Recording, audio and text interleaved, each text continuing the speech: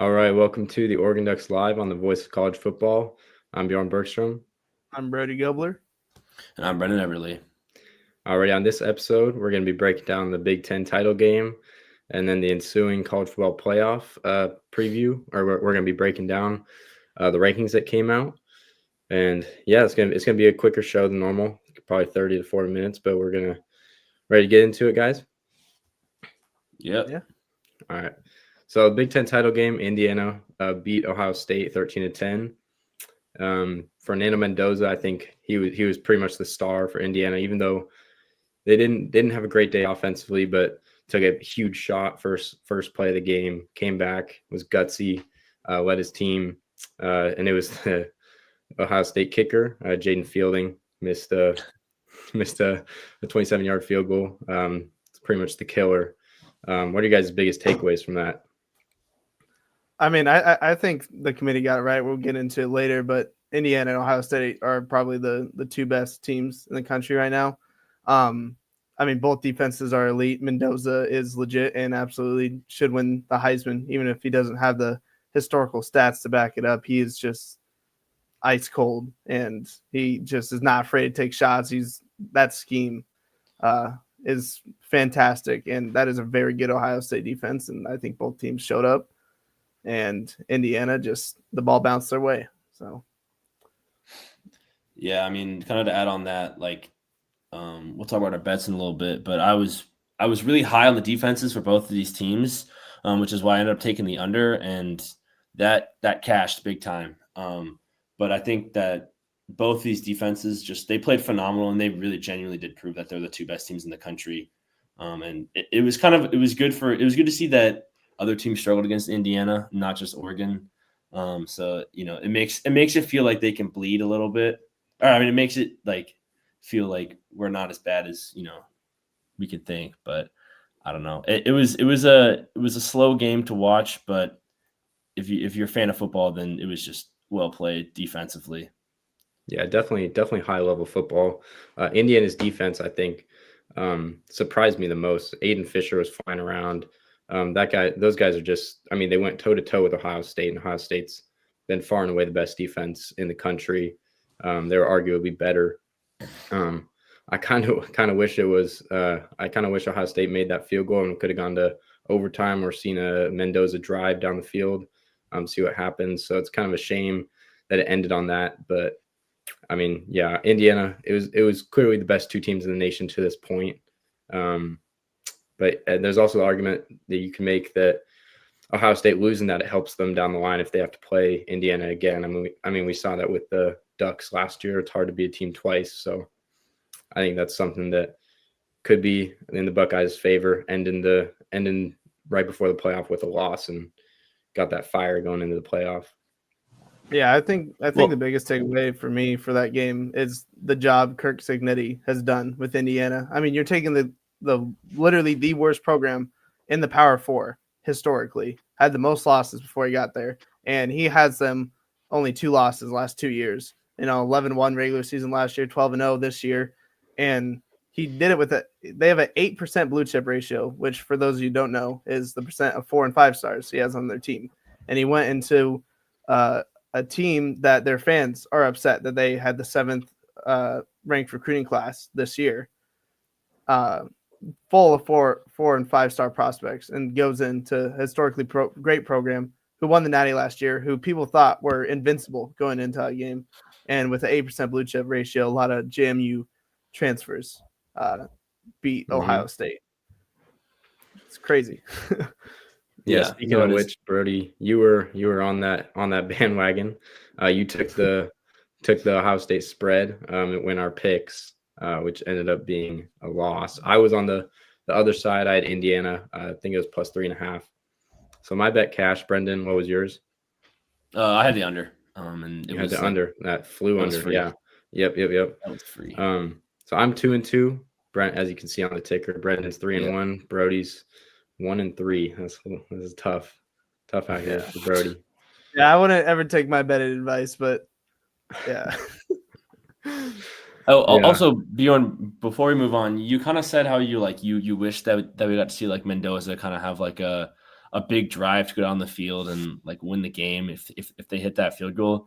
In a way, we did kind of see him make a big play. I mean, he made that great throw to basically ice the game, which that was big. So, I mean, we kind of got to see it, but I get what you're saying, where we didn't get to really see what he could have done to take over and really deserve the Heisman, I guess. Definitely. Yeah, that throw was as good as it gets. It was similar to the one that they kind of took the lead against Oregon. This one was a slot fade, but still back shoulder to Elijah Surratt. Those guys just have insane chemistry, and that's an unguardable throw. So, yeah, I mean, that was, if he hasn't had a Heisman moment, which I think the Penn State game, that's also a Heisman moment, but this was yet another one. Yeah, I mean, in that hit he took first play of the game, like we were wondering if he was going to be out the rest of the game. Like he got absolutely drilled on that. And then without, his arguably second best receiver the entire game. That's a Heisman moment. Surratt, stud. Unbelievable. Absolutely. Yeah. And I believe they also had their other receiver injured. Like really early on in the game, he was out. Omar Cooper. Yeah. Yeah, Cooper. He was out. Yeah, on the first drive he got hurt. So they're really undermanned. Mm-hmm. Yeah, exactly. Yeah. Okay, if you want to move on to the CFP, that came out 9 a.m. on Sunday. Wasn't much fireworks with the first few selections. So Indiana at 1 because they beat Ohio State at 2, Georgia at 3, SEC champs, Texas Tech at 4, Big 12 champs, Oregon falls at 5. That's where they were, so no surprise there. Ole Miss 6, Texas A&M 7, Oklahoma 8, and then this 9 was where the question was, because Alabama was at 9. They lose in the SEC championship. There was some talk that they might be out of it altogether. That'd be a third loss. But the committee didn't penalize them for making the SEC championship game in a tiebreaker, kept them in at 9. And then this is when it really got interesting at number 10. Committee put Miami. Mario Cristobal led Hurricanes over the Fighting Irish, which was the first time that they'd had those two didn't even play during a conference championship weekend, obviously. So that was something that sparked a lot of controversy. And we've talked about this a lot on this podcast. Brody has a very strong opinion about it. Brody, are you happy with this decision? I mean, honestly, I would have preferred, I hate Miami more than anything, but at the end of the day, they do deserve it. They had more ranked wins by the end of the season. They beat Notre Dame head to head. They had similar strength of record, strength of schedule, and they had the same record. And you just can't ignore it head to head. I'm glad they put Miami in. I think this problem would have been solved. I think the only reason Miami was behind them in the first place is because they had some late losses to some bad teams, but then they got rolling closer to the end of the season. So they kept slowly climbing up those rankings. And as they got closer and closer, you just couldn't ignore that head to head. And I think the committee was betting on the fact that Miami was going to choke or lose one more game, and they just didn't. So I think it was completely fair that they got put in. I think they are one of the top 10 teams in the country, and I think they are getting hot at the right time. My quarrel, I guess, with this is Bama didn't really play a competitive game against Georgia. They had -3 rushing yards. They got completely dominated. Ty Simpson looked like a freaking JV2 quarterback the entire game. I thought Alabama should, at a very minimum, been dropped to 10, if not dropped out for Notre Dame altogether, because I do genuinely think Notre Dame is a much better team than Alabama. And if you're going and arguing about eye test and who's a better team with them in Miami, and that's your argument, then why are you not arguing Bama against them? And I do get they were the number 1 seed in the SEC, and there's, I think, 5 or 6 SEC teams, so it doesn't really make sense to drop them out. But I thought they should have at least dropped one spot to 10. But I do think the matchups, as far as Texas A&M versus Miami, and seeing Oklahoma and Alabama play again, is a little bit more interesting than Oklahoma, Miami, and Texas A&M, Bama. So overall, I'm okay with it. But how can you justify Miami and Notre Dame flipping on the last rankings reveal outside of, they could have done it last week and we could have known heading into this that was their decision, but I guess I don't see how you can justify flipping them when neither of them played. I don't really think that the week by week like rankings isn't as relevant as the final ranking. I think the final ranking is the only one that matters, and the other one's just kind of like placeholders until then. I don't really think that anything before the final week really matters or should matter. It's you look at teams by the end of the season and you take their whole resume and then you rank them. And I don't think that the AP poll or previous rankings really took into consideration. And also, there was something that happened. BYU got blown out, so that put Miami and Notre Dame right next to each other in the rankings.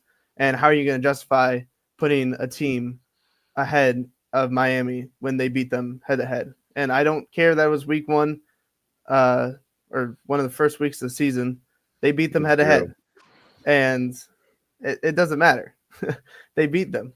So I don't think it's fair would have been fair to Miami, even though I hate them more than anyone else in college football, to leave them out when they're right. Like they would have been 11. Notre Dame's 11, and you just can't justify that.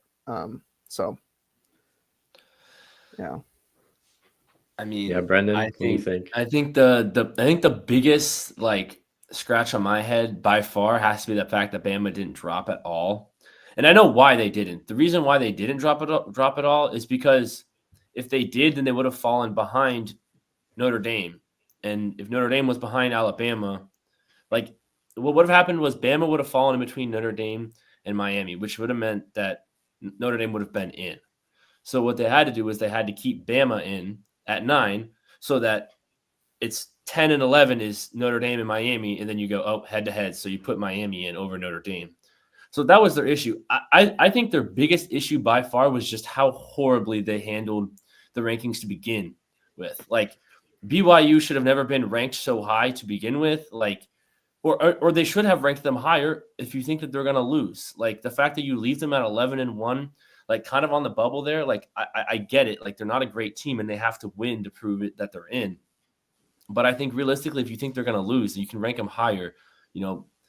And the same thing with the Notre Dame and Miami situation. Like it's just the way that they did it this year was just poor. And I think, you know, you're leaving a good team out in Notre Dame. I do think Miami deserved to be in. It's just the way that it ended up being was really complicated and really difficult. I think part of the reason with Miami though also is that they expected Miami to probably make the ACC championship. And you know, that was kind of their version of the prove it situation to where, hey, if you guys win the ACC championship, you can jump to Notre Dame.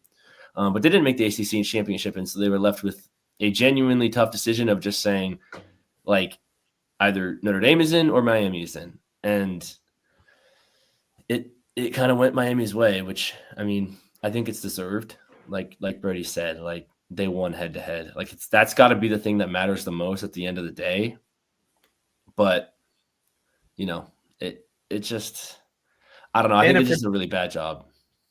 Yeah. And if we're talking common opponents, they outscored their 3 out of 4 opponents more than Notre Dame did. No, that's and true. They had more ranked wins, and they have the same strength schedule and strength record. Like, I honestly don't see the argument for Notre Dame. Like, you can say eye test all you want, then put them in over Bama, because Bama has looked absolutely atrocious these last 5 weeks, and Miami's actually started to look good again these last 5 weeks. That's exactly how I feel. Like, Bama's the only 3-loss team ever to make. I mean, it's year 2, but they're the only 3-loss team to make the college football playoff ever. And not only that, they didn't move a single spot. They lost and didn't move. Like, this has never happened before. I think a couple years ago, when Oregon, 2023, Oregon was number 3. We lost to UW in the Pac-12 championship. We dropped to 8. Granted, this is not a 12-team playoff, but like the 3 and 4 team in the country played, and the 3 lost and fell to 8. The 9 and 3 team played, and the 9 seed lost. It didn't fall at all. Like, yeah, and that Oregon Washington game was close too. It wasn't like this blowout. Exactly, it was a touchdown game. No, they didn't have a shot from the start. Like, their offense was abysmal. Yeah, I think the playoff committee had too many like prove it, like Brendan said, too many prove it rankings where they knew the schedule coming up, so they ranked it how, I mean, honestly, the ratings would treat it better. So people would watch these games, like putting I think, I can't remember which week, but it was BYU is right behind Texas Tech in one of the rankings, and they played the next week. Like, the committee knows that. There's Yeah, obvious they did that to get game day there. Exactly. Yeah. Yeah. So the committee was, I mean, they did all this for show, and I think it bit them in the end. But Miami should, if they were going to do this at the end, Miami should have been ahead of Notre Dame this whole time. If they were going to value that head to head on August 31st, then why don't you value it throughout the entire reveal? Like put them in from the start. Yeah, that's exactly right. And the other thing is they didn't just do this with just BYU or just they even did it with Oregon for a while. I mean, they put the AP poll, all the polls, coaches poll, AP poll, they had Oregon ahead of Ole Miss and Texas Tech at the time. And all of a sudden, just the cultural playoff committee comes out and Oregon falls 3 spots. And we're just whoa, what's going on here? Yeah, we lost to Indiana, but we were, and it was just I don't know. It was just them trying to cover their bases. Yes, we ended up being the 5 seed. It all worked out. But had we lost another game, losing another game as the 8 seed, unless we're Alabama, losing a game as the 8 seed, you're probably out. We're losing a game as the 5 seed, we're still in. We're if had Oregon been the 5 seed in the situation, they would get in over Miami. Or I mean, if had they lost 2 games, say they lose the Iowa game or the USC game, probably not USC. If they lose the Iowa game, we're falling down to 10 through 13 range, and then we're on the outside looking in. But I just think that they did a bad job. They did a really bad job. Yeah, I think they put Oregon at 7 or 8, at the initial one, because they thought we were going to lose one of those games, and then they keeping us out for Miami Notre Dame, so they didn't have to deal with this situation. I think they bet on Bama beating Oklahoma, and that's really what screwed up this entire playoff. I don't think anyone, with a brain, I'm not talking SEC fans, but would think that Notre Dame, if Notre Dame replaced Oklahoma and Bama just did their job and beat them like they were supposed to and not turn the ball over a million times, the playoff would be fine. And I don't think anyone would be complaining about it besides Vanderbilt and their week out of conference schedule and their fraudulent Heisman quarterback. So, yeah, I don't know. I think Oklahoma is the real culprit here in screwing up the committee's vision for what they thought was going to happen near the end of the season. So, well, and Oklahoma's not a very good team either. They're just Alabama 2.0. I mean, we're gonna watch a 17-14 game, Alabama and Oklahoma. I don't know who's gonna. It's gonna be a coin flip. It's just whose offense is gonna be worse. I think I have a different opinion on Oklahoma. I think there's some similarities to Notre Dame last year in that it's a great defense. They grind it out, quarterback run. They're not great through the air, but they're a bit opportunistic. Mateer can turn it over, but if he has a clean month, I think they can go on a run thanks to their defense and run game. And that's exactly what Notre Dame did last year. I don't think it's not likely, but I think Notre Dame also there's a chance. I think definitely easy path. Oh yeah, but I think I would like Oklahoma over Alabama to make a run. Alabama's run game just that holds them way down. Yeah, I think I would pick Oklahoma, just barely over Alabama, but I don't think that they're making there's not a shot in hell that they're making the championship because they have to play Indiana next. So good luck with that, Oklahoma or Bama. So they're not winning. My other thing is that isn't who's Tulane playing? Aren't they playing Ole Miss? Ole Miss, yeah, they lost to him 45-10. Ole Miss and Tulane have already played, and same thing with Bama and Oklahoma. Yeah. I know Bama and Ole Miss played, but yeah. Well, the real reason they did the rankings this way is because they wanted to see, the 2 teams that Notre Dame would beat hypothetically, and then they wanted to see that matchup in A&M and Miami. So yeah. Yeah, I mean. I think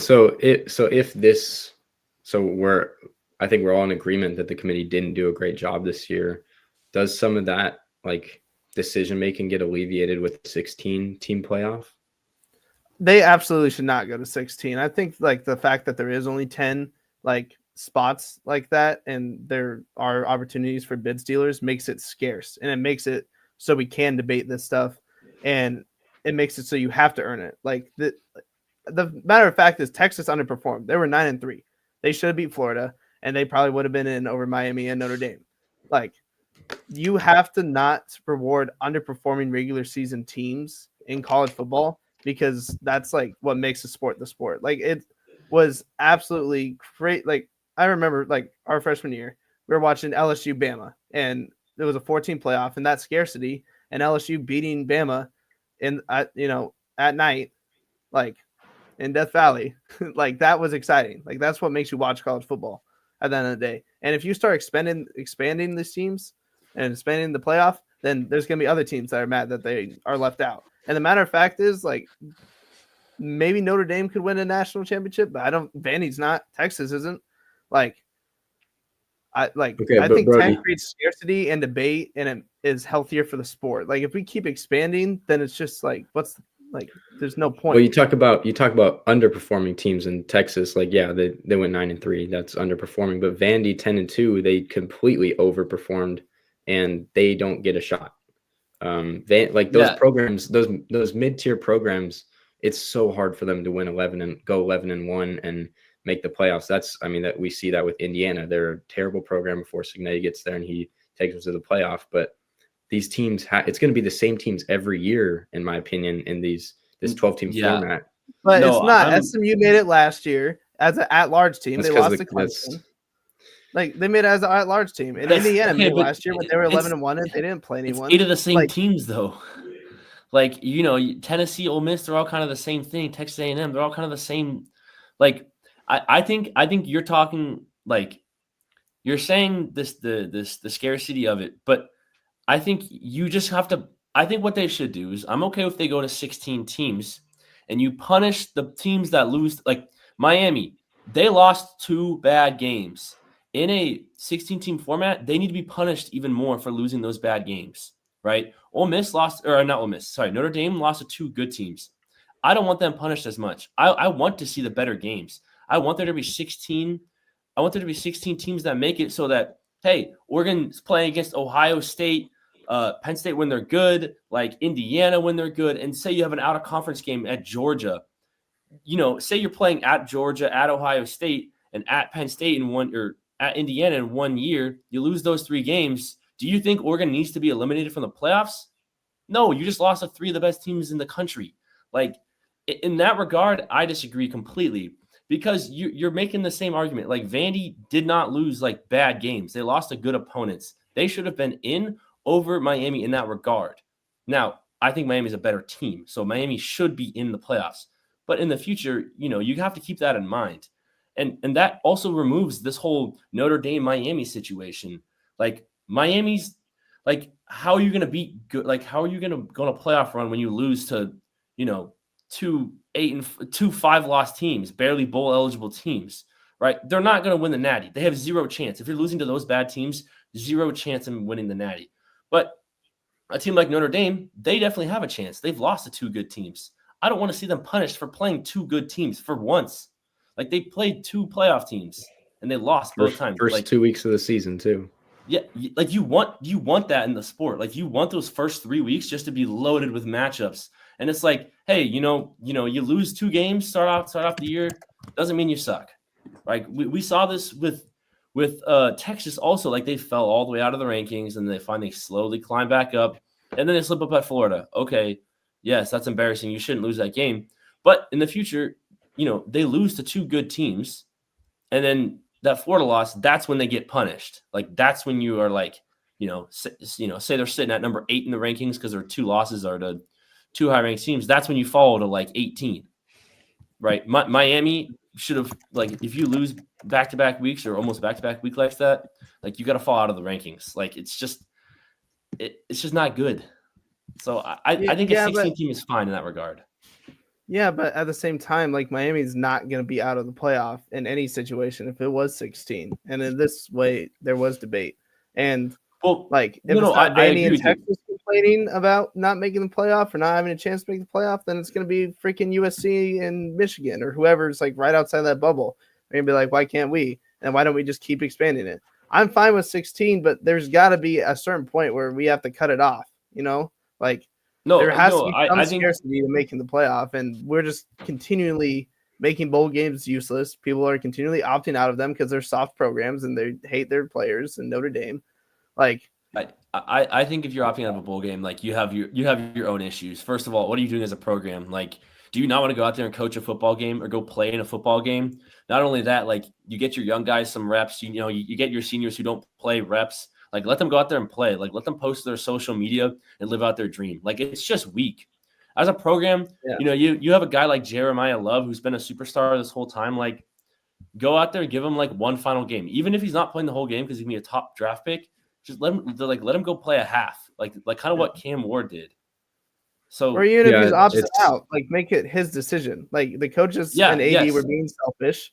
Like they were being selfish. Like at the end of the day, like that's what the AD and Marcus Freeman did is they wanted to prove a point and pout and whine instead of going out and play. And they are costing their team 3 weeks of practice for a bowl game. That's basically another spring ball. So it's like you are just hurting your program by opting out of a bowl game. I don't understand why people are continually opting out of bowl game. You're either getting your young guys reps, and if you're not, then you get 3 more weeks of practice to rep. And yeah, for Notre Dame too, it's redshirt freshman quarterback CJ Carr. So just getting that, like you said, Brody. I mean, they get upwards of 10, almost 15, like I think it's almost 15 practices. That's as much as spring ball. That's the same amount of preparation. You're preparing for one opponent for 3 weeks. That's like, I mean, it's like fall camp going into week 1. It's another practice round of that. There's no negatives to it. Not only that, but a bigger program, your early enrollees, your early guys that are signing, they can go to the game and get to actually be involved. Like you can practice. Like, what are we doing? Like as a program, like I just don't get it. Like, sure, you're scared of injuries, but like injuries in the last week of the season, like, are we serious? I think they did it just to stick it up to the committee. Well, no, that's what they did. They were like, hey, we're not gonna have any more ratings. You're not gonna make any money from us. But it's at that point, it's like, come on, you're just being greedy. Definitely. Like, and it's not just the fact it's Notre Dame. Like any of these other programs, like I think Auburn denied like a 5-7. Like if you're 5-7, you get a bowl invite. How in the world are you not taking that? Like you're 5-7. Go out there and practice and play more. Get better. You're getting a free live game rep. Your season's already over at 5-7. Like, what are you doing? It just blows my mind. I think like Clint makes a good point. Like if there's coaching changes, like that makes sense in order to like if you don't want to go to a bowl game, like you give your players a chance to opt out, hit the portal. But if you're a big time program like Notre Dame, why would you give your players more opportunity to hit the portal? Like that is your time to make them happy, get them game reps, get them more practice reps, get them ready for next season. You have 3 more weeks. It's an entire spring ball. And like as like someone who's coached before, you want every second you can because like the more detail and the more everything you can go into and instill in your players, it's not what you know, it's what your players know. You have 3 more weeks to do it, and you're doing it because you're pouting. I think it's ridiculous. So yeah, I mean, you talk about that, and Marcus Freeman has cemented his job as any head coach in the country. Like he has a program. He's not he doesn't seem to be leaving anytime soon. He's not getting fired. Like this is a great program building opportunity, and I mean they just ended it on a split decision. Yeah. It's just unfair to all the seniors. Like I would be so upset as a senior, and it's unfair to the young guys that need development, need reps. So yeah, I don't know. Iowa State also opted out, but they cited health and injuries. So I think that should be the only time when you opt out. Also, their coach left them. Mm-hmm. So that's completely different. Like those are the instances that I'm talking about. Like that's fine. Like unless you have a new coach hired, but like say Virginia Tech was one of these 5-7 teams. Can't you just? I don't know if James Franklin can coach. I don't know how that works. He can. Like I think he can. Belichick did it last year, I believe. He just oversaw the team during that week of preparation. You give yourself like say you're a coach, being hired. You give yourself 3 extra weeks. So with some of the guys you have next, like absolutely. Like as an athlete of any sport, there is absolutely zero replication for a real in-game experience. Like there is like genuinely in-game experience is insurmountable. Like there's nothing that compares to it. You just can't practice for game speed. So go play a game. If you get an opportunity to go play a game. Yeah, and it's not just any game. It would have been probably against either Texas or Michigan in that bowl game. So it's against another high level opponent, and both those teams are playing these young quarterbacks as well. Arch Manning's not going to opt out. Bryce Underwood's not opting out. It would have been a great opportunity for two young quarterbacks to go at each other with 3 weeks of preparation. There's no downside to it. I like nothing. I mean, yeah. It's puzzling for sure. Yeah.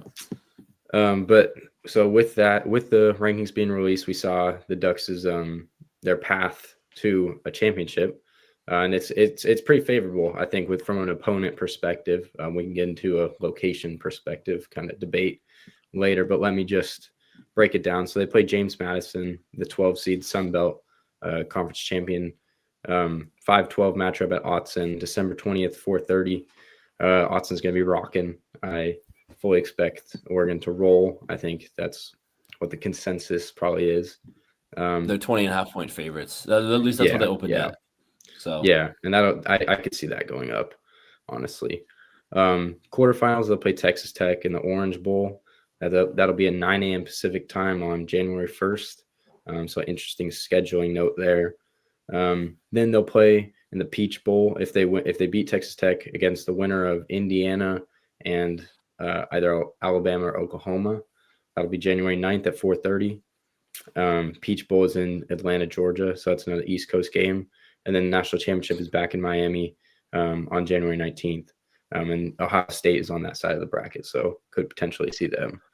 So it's favorable opponents, but what do you guys think about the traveling aspect? They're going East Coast 3 straight weekends potentially. I think it's absolutely ridiculous that we're taking away from the history of college football and just like what makes college football special, especially if we're talking about expanding the playoffs. There's no reason that the quarterfinals should not be on campus. I think it makes it better for the students. I think it's better for travel. I think it's just more rewarding for actually performing in the regular season. If you want to talk about, getting in these underperforming teams by expanding the playoff, like Texas, they should be punished for losing 3 games, even if they should be in the playoff. Like, go prove it. Go to Autzen, go to Kyle Field and win a game that way. And I think Miami is the worst possible national championship venue, and I think every single year should be at the Rose Bowl, especially with UCLA gone. Like, that venue is unbelievable. It is historic. It is college football. Like, no one cares about Hard Rock Stadium in Miami, Florida. Like, the Rose Bowl makes it feel special. It doesn't matter what the game is, unless it's a UCLA home game, but that's because they suck. But there's nobody there. Like, the Rose Bowl special. And that's what makes college football is these home atmospheres and the history of it. And I think by taking that out and playing in Atlanta, helping the SEC at every turn, I think it's stupid. I think that if you want to have neutral site games, you can have them in the semis and the finals. I don't even think that it should be in the semis, but I'm trying to be a little bit reasonable. So yeah, that's my take on it. The reason why they have it is because of the bowl rights.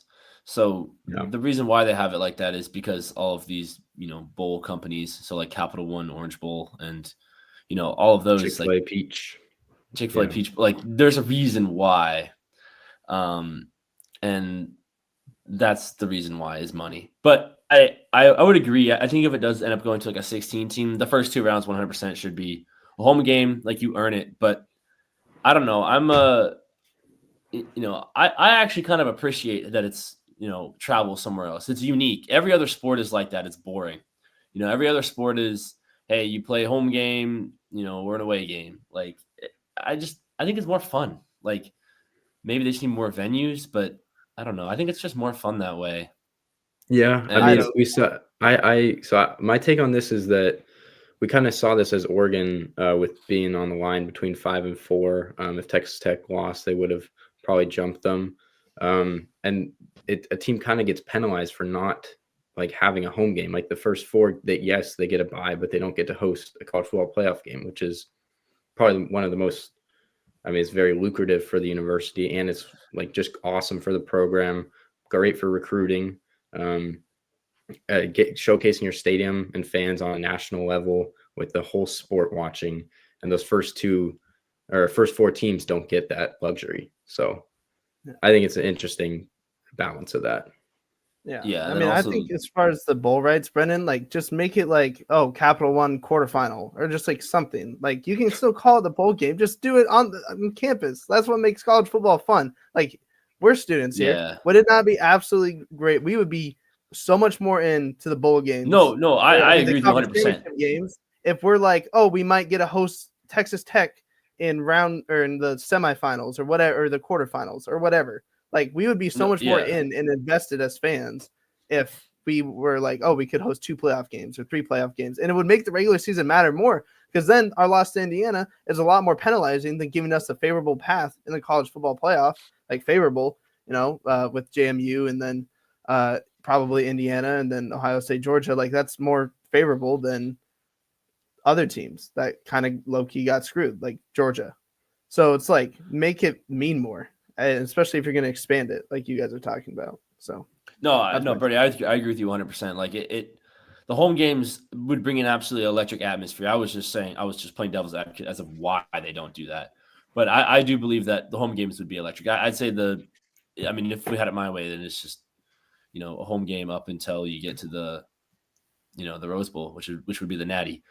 But unfortunately, that is not the case. So we got a question from Clint here. What is Oregon's best win? If we want to, we can take a couple minutes and touch on this. My take on this is, I think there's a difference between best win and most impressive win. I would say the most impressive win is against Iowa because of the conditions. And I would say their best win is probably, in the committee's eyes, it's USC because it's the next highest ranked team. And that was an impressive win too, but I think just the mental resolve of beating Iowa in their place on a game-winning field goal is very impressive. No, I would agree with you 100%. And I would go even further and say like the most important win by far was beating Penn State. Everybody craps on Penn State for what they are now, but people don't realize that Penn State with the win there, James Franklin's not on the hot seat. Like they're rolling. They're definitely going to go in there and beat UCLA. Like. People don't realize, how much buzz gets created when you lose a big game like that, when you're under so much scrutiny. Like Oregon had everything to gain in that game and Penn State had everything to lose, and they lost everything because they were coming off of a bye week at home in their notorious whiteout, and Oregon went in there and beat them. And, there was already a lot of buzz about James Franklin getting fired because he can't win big games. And he lost a big game, and it broke them. It broke Penn State. Like they just didn't want to recover. Yeah. There was a reason that Penn State, like a lot of people were picking them as national championships. They had a lot of returning talent. They had the best back duo like in the league. They had a great defense. They brought in Pena. They had Drew Aller, who was a projected first round pick till he got hurt. Like there was a lot of everything for Penn State. They had all this returning talent. They're natty title favorites. It's the whiteout. We're going into Penn State with a first, truly, like he started at UCLA, but Dante Moore, this is his first year starting at Oregon in the system. True freshman starting on the field. Like Oregon had nothing to lose that game, and they won the game. And I think it was still the most impressive win just because that's when Penn State was the highest and Drew Aller wasn't out for the season yet. And they might have fell apart after the season, but just look at what their AD said about Oregon. That is a man who is upset because he knows Oregon broke that entire program. And I think that's entirely true, and you can say what you want about it, but I thought Penn State was the most talented team, and I thought they were 100. I honestly thought that they were going to beat us, and I thought we were going to see them again in the Natty. And that win just, I feel like, broke the culture. James Franklin, whatever he was building for however many years, it upset them. You can see it in their AD saying Dante Moore shaking in overtime when he went 4 for 4 for 41 yards and 2 touchdowns. They are pissed because they know that Oregon is the one that broke that program and is the reason that they finished 5-7 instead of making the college football playoff and doing what they were supposed to do. Yeah. It kind of also happened with LSU. Same thing happened with LSU with Brian Kelly. And even Clemson, kind of in the same boat. They don't fire Dabo. They will soon. They'll fire him next year after he goes 5-7 again because he's trash. But yeah. Yeah, Clint also has another take about college football playoff games being at home. So he says, screw NFL stadiums. College football host every college football playoff game on campus. The title game would be crazy. I agree with this take. I mean, that would be awesome. I just think there's too many logistics at play here with the branding rights. But I mean, it's like the NFL where not necessarily the Super Bowl is a home game, but they always talk about the path goes through Arrowhead in Kansas City. Obviously, that's not the case this year, but the path going through Bloomington. I mean, Columbus. I think that would just be awesome and it would elevate the stakes of the regular season in securing that home game, all the way up to the ship, or even having the championship in your place. Yeah, like if I had it my way, it would be up to the semifinals, and then you have the final in the Rose Bowl. And then maybe if there's like playing games or whatever people are talking about, like those can be the sponsored bowl games, and you get rid of conference championships or whatever. Like I feel like the sport is just kind of cooked right now, and I feel like who cares that it's the Orange Bowl? Like in the third round, it's the quarterfinals. Like no one cares. No, I agree. Nobody cares. Yeah. And I feel like nobody cares. Like, it is Rose just Bowl yeah, it's just the The branding. Rose Bowl is the one that they still care about, and that's why it should be the Natty, because it's the best venue in sports. It's the one that's talked about the most. I mean, nobody cares about the PlayStation or the Alamo Bowl, all these things. But like, I think I think they should be all home games, except for the championship. The only reason why I say that is, say for example, a team like, this isn't going to happen because it's college football, not college basketball, but say a team like JMU goes on a run. If they beat Oregon, they beat, Indiana, and then they're playing Ohio State in the Natty, like, well, I guess they're a lower seed. Never mind. Say like a high seeded team does not have a big venue. Yeah, Boise State. Say Boise State was highly ranked this year. They just wouldn't have enough capacity to fit enough fans, and that's honestly part of it. I mean, even Oregon, like at Autzen Stadium, if we try to host a national championship, it just wouldn't work. It's just not big enough. And so I think that's the only reason why they should go to these big stadiums for the championship. But I mean, I'm willing to, sacrifice potentially going to see them play at a semifinal game. Like, I'm never gonna get a ticket to go, watch them play in Columbus. Like, it's just too expensive. Which I guess that's part of it is, as a fan, it's much more likely and easier to go and watch, your team play at the Rose Bowl, play at Georgia in the Peach Bowl, than it is to, try to get a ticket to go to it's a lot harder to get a ticket to go to Autzen Stadium to watch a Duck football game than it is to go to an NFL stadium. And Brady was kind of saying the same thing, but the other way around, which I don't really understand what you were meaning, because like technically it's a lot harder to get a ticket at Autzen than it is to go to Hard Rock Stadium.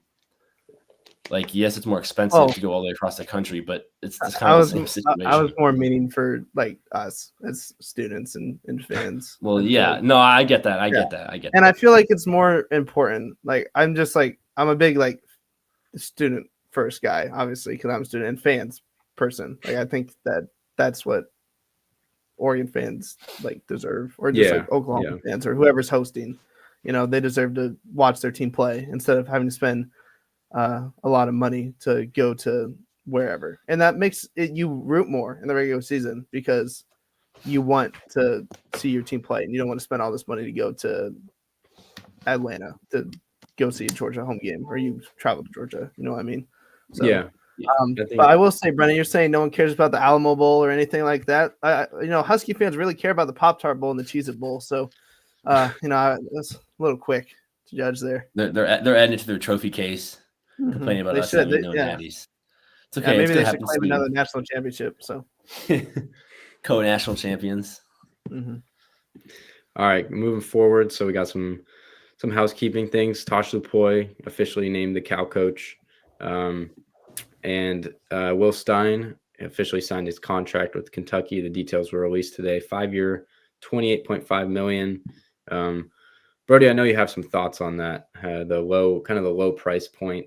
It's the bottom of the barrel in the SEC. Yeah, I think I mean it makes sense for Stein. I feel like most like I think it was Jim Knowles, he making $3 million a year. He's the highest paid coordinator, or was the highest paid coordinator in the sport. So makes sense for Stein to move on for 5 point or yeah, like 5.4, whatever it ended up being Yeah. a year. But just like that is bottom of the barrel for the SEC, and Kentucky is a bottom of the barrel program. So it makes me a little bit worried for Stein because of how hard his schedule is next year and the level of talent on that roster currently.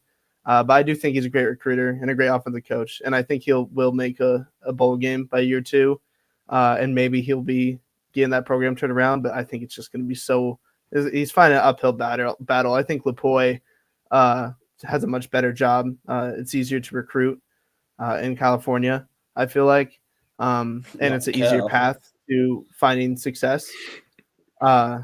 So I know there's a lot of like academic stuff with Cal, but I feel like there's more workarounds with that than trying to, sell this vision of a bottom of the barrel SEC team.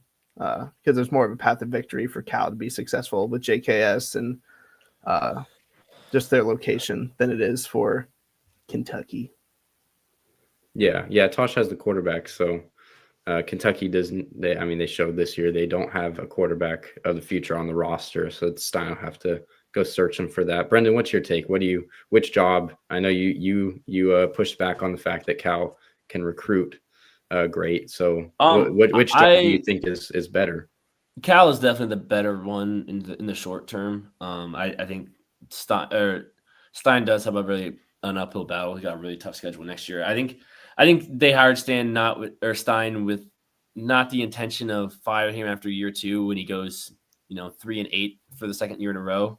I think they signed him to a 5-year deal. I think they intend on giving him his full 5 years to give him a chance to bring in his guys, develop his guys, and actually build a program. They have a 4-star QB that's going in, who's a really good baseball player.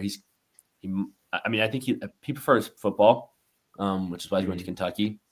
But he's a really good baseball player, and Oregon was recruiting him heavily for a long time. I believe we were in his top 2, or we were in his top 3. It was Bama, us, and Kentucky, and he signed to Kentucky. And he was excited to see that Stein is going there. So I think Stein actually has something to build with at the quarterback position. And it's the SEC at the end of the day. Like, and Brady's saying it's a bottom tier SEC school, but there's a lot more talent in the South than there is, in Cal. Like, let's be honest, Cal will never, ever have a chance of out recruiting Oregon or Washington even, or USC. Like, I think you're a lot more likely to find a 3-star gem that's, in Kentucky or any of those other states that's down south, for a kid to stay home than it is to find up at Cal. Because again, Cal just like their only good recruit that they've ever developed, that I've seen the last few years is probably like Jade Knott, and that's about it. Like, it's just been Jade Knott and friends, and now it's just JKS and friends, and so it's just like, I don't know. I think Kentucky's he's going to struggle initially. Tosh is going to do a lot better initially, just because he does have a talented quarterback and he's a phenomenal defensive recruiter. Like, he'll bring guys in the portal, but I think in the long term, I think Stein will be just fine. Yeah, I think it's got Austin instead. He'll probably bring some guys from Oregon. Yeah, a guy like Jaden Lamar, Austin Novosad. Just some of these guys who, maybe not getting a ton of reps, and they could use some fresh, a new place to go. Yeah. I think Brendan touched on this a little bit, but it's the playing field. Kentucky's in the SEC, Cal's in the ACC. Cal is, right now, there's no question in my thinking that Cal is much closer to a potential playoff berth than Kentucky is, just because the path is way easier in the ACC. It's way more simple. There's no, Clemson doesn't look like anything really heading into next year. Florida State, same thing. It was Virginia. They're losing Chandler Morris. So, and Duke, Mensa is going to be there. I would expect them to be a lot better as well. They'll be confident coming off the ACC championship. But with JKS can go toe-to-toe with anybody in the ACC, really anybody in college football, as a true sophomore coming back next year. So I think it's Tosh in the short term, Stein if they give him that trust to build his own program, I think you could see that. But it's I definitely mean, they tough have in the to. short term. He's a young coach. Like, he's really young. Like, you don't hire a young coach to go, hey, man, you got 2 years to figure it out.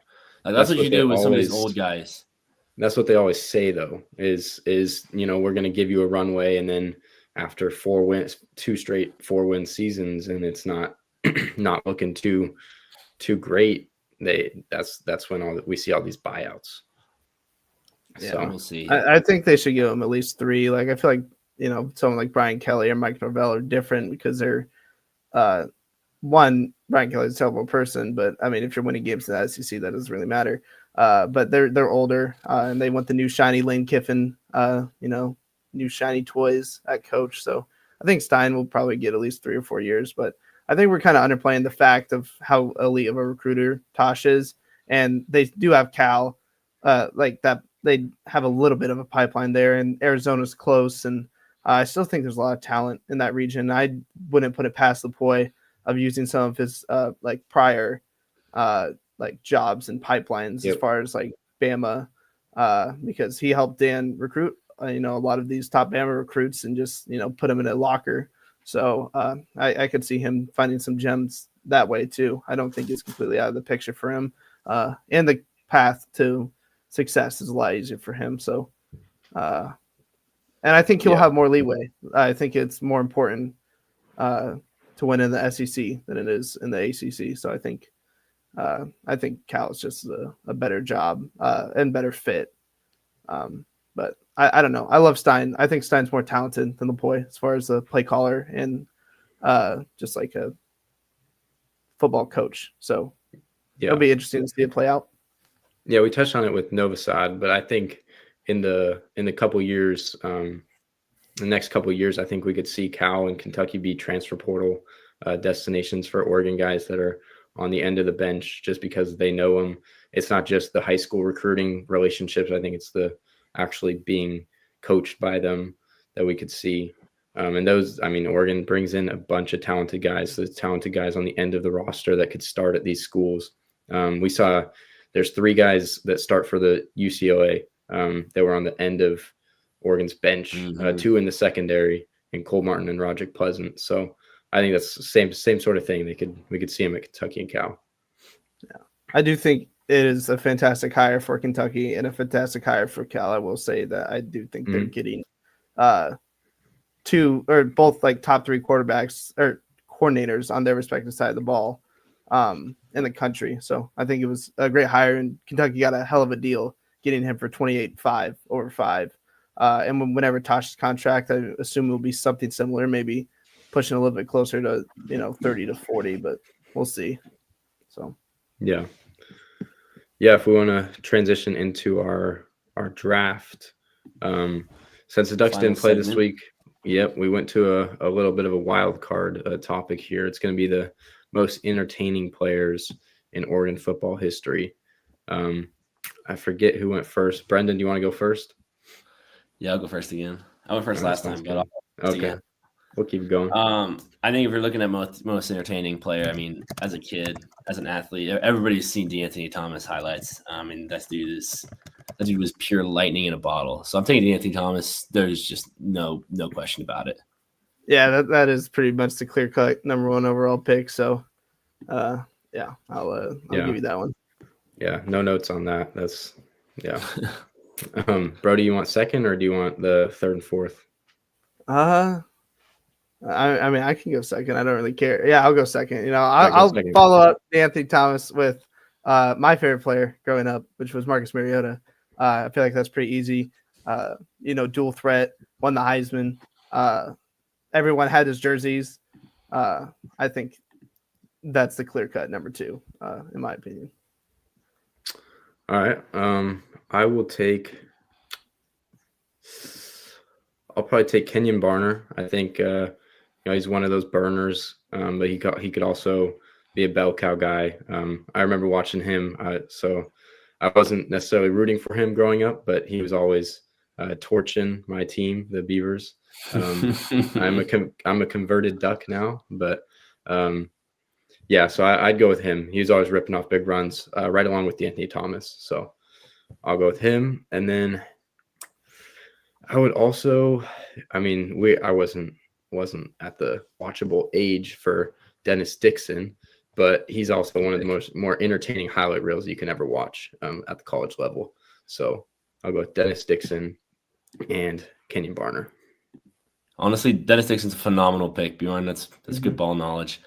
He would have won. We would have won a natty if Dennis Dixon didn't get hurt. Mm-hmm. He was up for the Heisman too before he got hurt. So I want that to be understood that we would have won the national championship that year, guaranteed. Yeah. Well, I will say, next round, Dakota Prue. No, I'm just joking. Vernon Adams. I'm not going to be picking Dakota Prue Cup. I might go with a little bit of a sleeper here. I could go LaMichael. I could go, some of the electric backs. Even Thomas Tyner. I loved watching him. But I'm going to just give this guy a shout out. I'm going to go Devin Allen, track star, great receiver. He was electric. He was electric, fun to watch. Lightning in a bottle, similar to D'Anthony, but talented player. He was a good one to watch. Yeah, and I think you just left me the easiest choice in the world in LaMichael James. Like LaMichael James is our best running back we've ever had, and it's not close. I mean, you could argue Royce Freeman in his numbers, but LaMichael James was by far the best running back we've ever had. I'm taking LaMichael James. No second thought. I completely agree. But I mean, you genuinely are not stopping an offense with LaMichael James and Anthony Thomas. I'm sorry. Yeah, unless you're Arizona. So. Yeah. All right, so we got our teams. Vote in the comments if you make it this far into the pod. Who won? We ready to wrap it up? Yeah. All right. Well, welcome. Thank you for listening to the Oregon Ducks Live on the Voice of College Football. This is a good pod. We're probably gonna pod again Thursday or Friday. Start breaking down some JMU. I think we're gonna break those up, offense, defense, into a couple different podcasts, so we can take a deep dive into the Ducks' first round opponent. So be on the lookout for that. All right. Thank you for watching and listening. This is the Oregon Ducks Live on the Voice of College Football.